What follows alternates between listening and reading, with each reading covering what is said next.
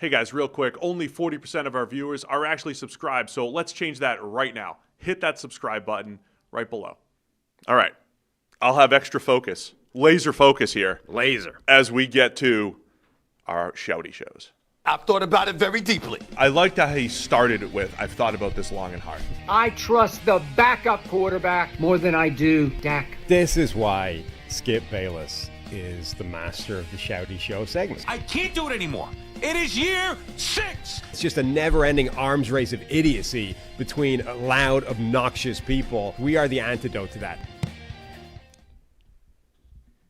All right, always having fun. Oh no, this is the first one. What do we got? Oh man, I didn't even click on this one when it came across the timeline. Cue it up. We have a response to Damian Woody saying that Drake May is the best deep ball thrower in the NFL. Okay. Carr, you're a liar. You are a liar. And I'm going to tell you why.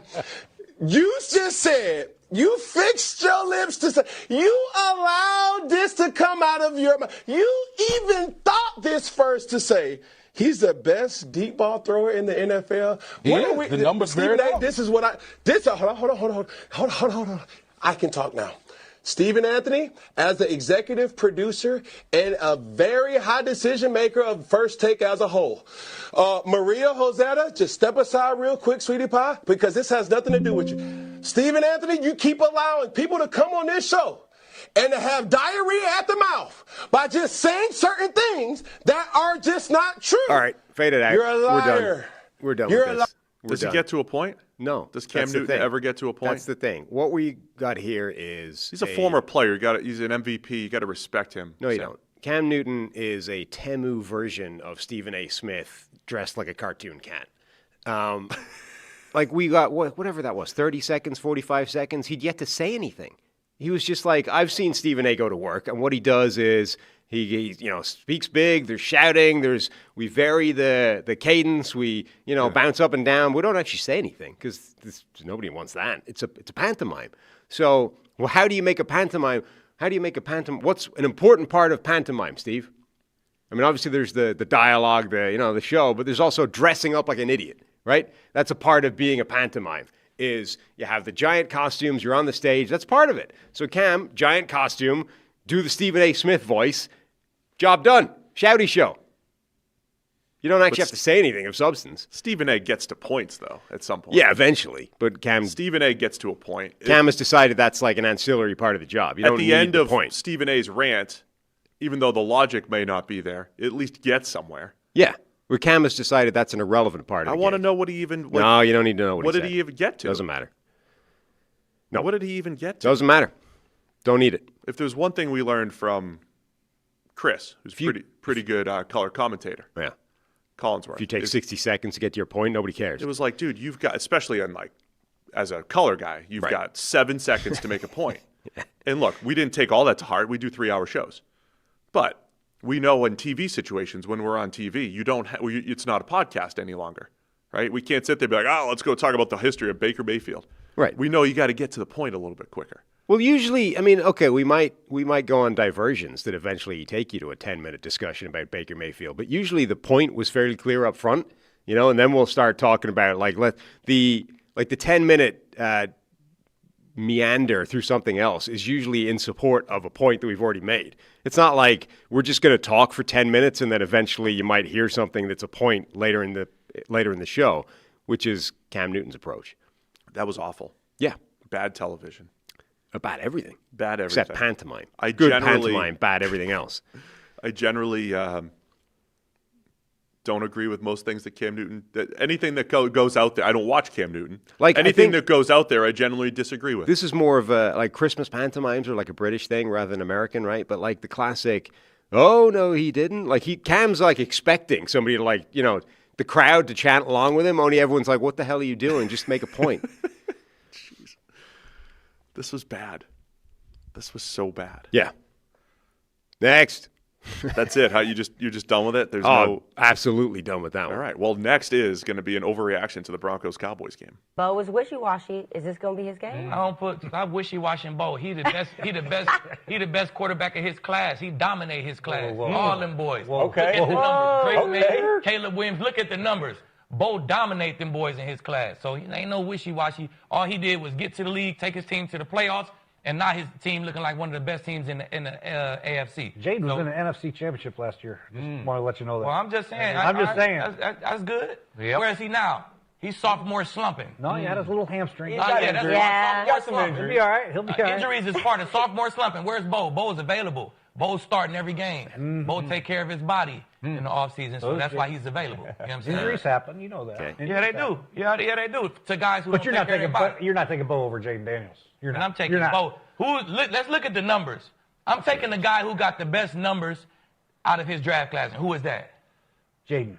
No, it's not. Jaden. Last year. Look at the numbers up. Jaden. Yeah, let's put it back. Bo got he has more more everything, touchdowns. bro. Yeah, Bo got more everything. Yeah. Every number. I'm taking Bo. What? So, okay. Aqib Talib, if you're listening. Yeah. With Now, Bo Nix is the best in his class. this is a very good example of the kind of archaic way of thinking that people used to approach quarterbacks with, which is I want a guy who's won the most and has the best quote-unquote numbers.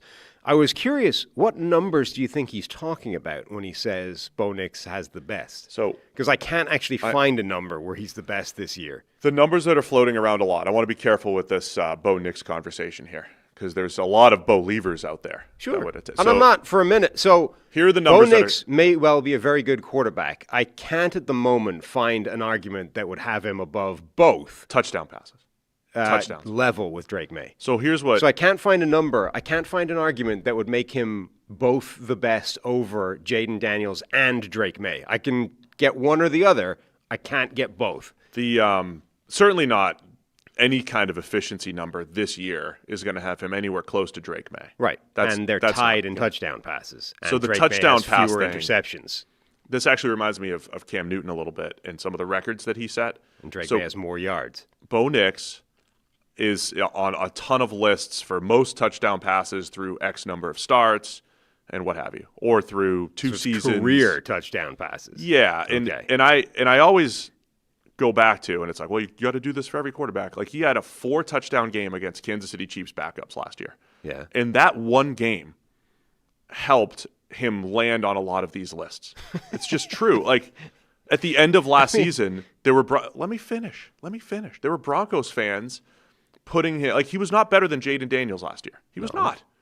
Given all the circumstances, how good the Broncos defense was, and just week-to-week consistency, he was not as good as Jaden Daniels. But once you threw, like he had like 29 touchdown passes or whatever last year, and 4 came against the Kansas City backups when they dominated that game and threw a shutout. And it put him on all these lists, like most rookie touchdown passes, most this, most that, and it's like the one stat. And now you're combining it with this year, and he's doing a lot of good things. I mean, you're giving this all together too much credence. That's where it's coming from. I'm just saying that's where it's coming from. And I really believe we're in a world where there's so many people reporting on stuff and using numbers now more than ever before. You can create whichever narrative you want if you find the right number. So if you just want to look at touchdown passes, Bo Nix is the best. And if you want to, hey, Bo Nix, like he was better than Drake May last year. But now we've seen Drake May in a much better situation with New England. And yeah, they've had an easy schedule, but clearly Drake May's playing better football than Bo Nix. Right. And I would say Jaden Daniels played better football than Bo Nix last year. And just he has been hurt. Maybe he doesn't take care of his body, as Aqib said. Anyway, that's where it's coming from. Now, go ahead. My point is simply, if you need to spend 5 minutes trying to work out what the numbers, quote unquote, is that he's the best at. No one is, though. People are just throwing touchdowns out there, and I'm the one that's adding context. It's like, well, you got to take away 4 in this preseason game that they played against the Chiefs. Not only that, but you've had to explain to me what numbers he's the best at. Because in no numbers this year is he the best, right? They're tied in touchdown passes, but Drake May has both fewer interceptions and fewer attempts and completions to get that touchdown number. So you can't really find a number where he's the best this year, just this year, isolation. Last year, Jaden Daniels was quite clearly the best of the rookie quarterbacks over any kind of serious sample size. Like you could argue, in a couple of starts, Michael Penix was at that level. But over the season, Jaden Daniels was quite patently the best of those quarterbacks. Like, no argument. I don't care what number you want to bring up. Like, everyone saw that. Everyone knew the same thing. We all saw Jaden Daniels as the second best offensive rookie last year, Sam. So that's not the discussion. And then this year, Drake May is clearly the best of these quarterbacks so far. And so the only possible way you can make the argument that Bo Nix is the best of this group is if you combine both seasons and find one random number and say, well, touchdowns is the most over 2 years. I bet you could take completion percentage and touchdowns, and he'd be the guy. I don't even know if you could do completion percentage. Isn't it high? It's probably high. I don't look at Drake May is averaging like 80% or whatever this year. But I'm saying when you combine last year. Right, but I mean, anyway, the point is, Nix if you have to go that low deep, sack rate, there's a lot to like about Bo Nix's game. Yeah, but again, if you have to go that deep into just to try and find what he's saying, it's going to take me 5 minutes of dismissing numbers to get to the ones that still exist in his favor. Because most usual numbers that you're debating or analyzing quarterback debates with, he's not the first in any way. Certainly not this year. Probably not even if you're combining 2 years. So it's a ridiculous argument. And this is where we fall back into the former players who played for a team just being skewed toward that team, and I think that just makes the analysis worse. Well, it's even worse than that. It's like, because I played for the Broncos, so I'm saying Bo Nix. You've got dinosaur way of thinking, which is, well, he wins a lot, and there's some numbers that I like, and then but he knows that at this point you're supposed to use numbers, right? You can't just say, I think he's the best, because nobody cares. You got to use a data point to back it up. So, well, let's just say the numbers. The numbers say it. The numbers. If you look at the numbers, he's the best as well. Only if you do actually look at the numbers, he isn't in any way, shape, or form. You can look at whatever numbers you want to make your point. All right, we got one more. What do we have? It's a reaction to Myles Garrett press conference after his 5-sack game. Throw the whole performance away for a win. I want you to explain it to me as if I was But I want you to tell me what was Myles Garrett thinking was going to happen based on everything that has happened since he's been there. Myles Garrett understood there is no more guaranteed money on my contract. I'm going to throw a fit in wanting to get out, to force their hand, understanding there is no one else that can pull this off outside of me. I think Myles Garrett is an outstanding football player, but at this point, I don't feel sorry for him. I can't. This is what you signed up for, Ocho. Ocho, you remember back in the day, Ocho, the military, Uncle Sam looking for a few good men. Back then, you go train a little bit. Now, you sign up for the military, you going to fight. Oh, yeah. You got all this stuff going on around the world, you going. Hey, everywhere. As much as I want to, I don't feel empathy. I don't feel compassion for Myles because this is what he signed up for. Okay, now that you got your money, go ahead and ask for a trade. Try to go somewhere, bro, that you can win. It doesn't matter what he does. You're not any closer to your ultimate goal with Myles Garrett than you would be without him. So I might as well get pieces that I believe that's going to help me get closer. I like this clip. I've got some time for Shannon Sharp as a Shouty Show exponent because, there's a point there. And a lot of people will make this point. And he is good at making them. He's like, he's got that showman element to his way of speaking. I don't agree with him though. Like I think you can make both. I think both things can be true at the same time. Yes, Myles Garrett was aware when he did what he did in the offseason to get the new contract, and when he signed the new contract, that I'm signing this contract with the Browns that have been fairly consistently unable to put a team around me while I've been there. Why would it be different this time? That's a reasonable point. It's also, I think, fair to say that, just because he's taken an unprecedented amount of money for a defensive lineman to sign a new contract and stay in the building, that he can still be annoyed by how it's going. Like, he can still be justifiably upset that they're not doing better.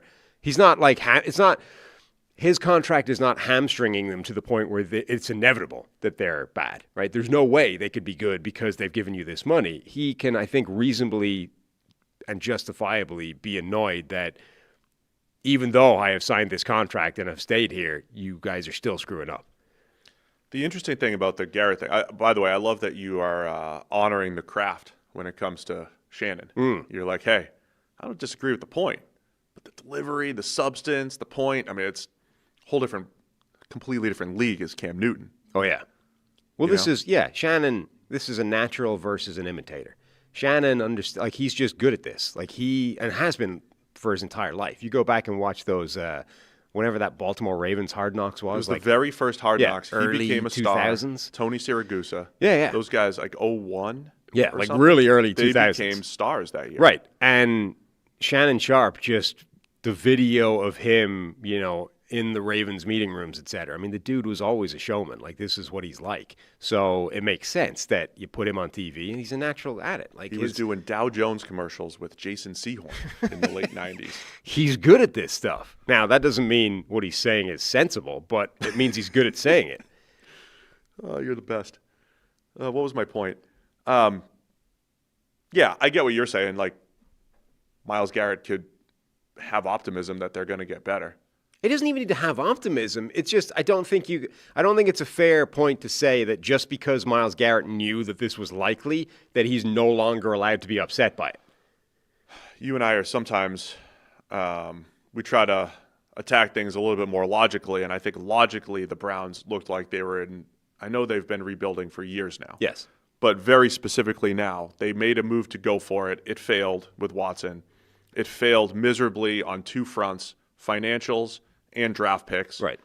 They're in a reset. Again, it's just the inevitability of where they are. What I will say this year specifically is that this year was almost certainly always going to suck. This year had to. It had to. So if you're Myles Garrett, I think it's reasonable to still be upset even though you signed the contract. It's maybe not reasonable to be like, well, this is totally unexpected.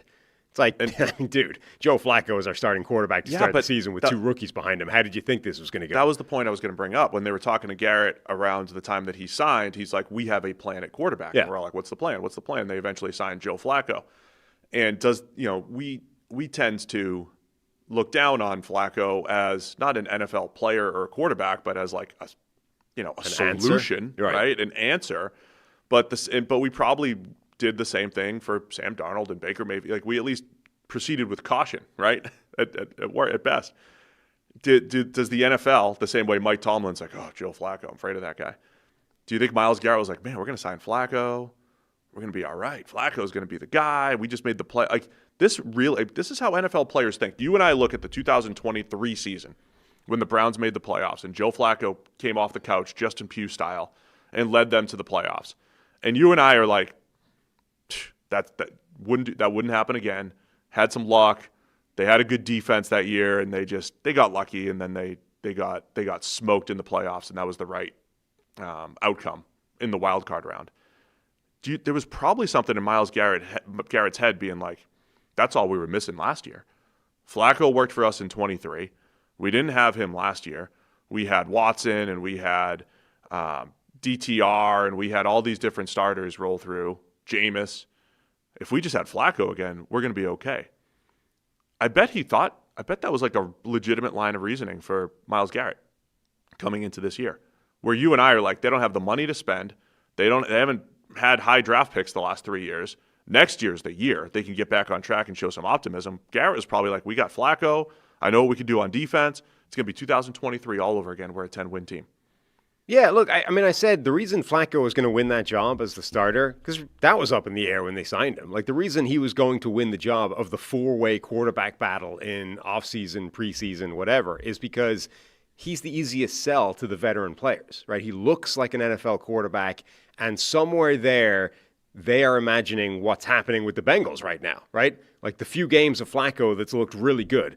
They have that in their head. Between that and when he got off the couch and put a team to the playoffs. Like, that's what they're picturing. We get a whole season of that. We can do that. That works. That's why Flacco was always going to start the season as the quarterback. But ultimately, the chances of that actually working for the Browns was minimal, always. I also don't think, by the way, like, somewhere in there is a suggestion that Myles Garrett should have basically forced his way out of the Browns. Like, you knew what the Browns are about. Even don't let your eyes be turned by the $40 million. You did the right thing by agitating for a trade. Now follow through and get out of there, right? I mean, all right, but if you try and play real hardball and the team doesn't want to budge, you're going to end up like Trey Hendrickson and you're still back with the team and you don't have the money, right? Myles Garrett got $40 million a year, was an unprecedented movement of the defensive line salary mark. Like, he's got way better deal than anybody else up until Micah Parsons got his gig. But, I mean, the classic comparison of TJ Watt, Myles Garrett. I mean, Myles Garrett's on a lot more money than TJ Watt right now for, let's say, similar careers up until that point. I would argue that once they showed up with that amount of money, he did the right thing to take that deal. And, okay, let's hope that they get their shit together at that point. I don't think it's particularly reasonable to say he should have made it. He should have got his way out of there. And I don't even know if he, maybe when he demanded the trade, he was serious about it, or maybe that was simply a way of getting the $40 million a year. Either way, I think it was successful. And I don't think you can really argue, if he didn't want to lose, he should have forced his way out of there and gone played for somewhere else. All right, that's our shouty shows for today. Always enjoy the shouty shows every week. Thanks for watching all the way to the end of the video. Check the Mic is live Monday, Wednesday, and Thursday, so be sure to hit subscribe so you don't miss a video. You heard the man. Subscribe.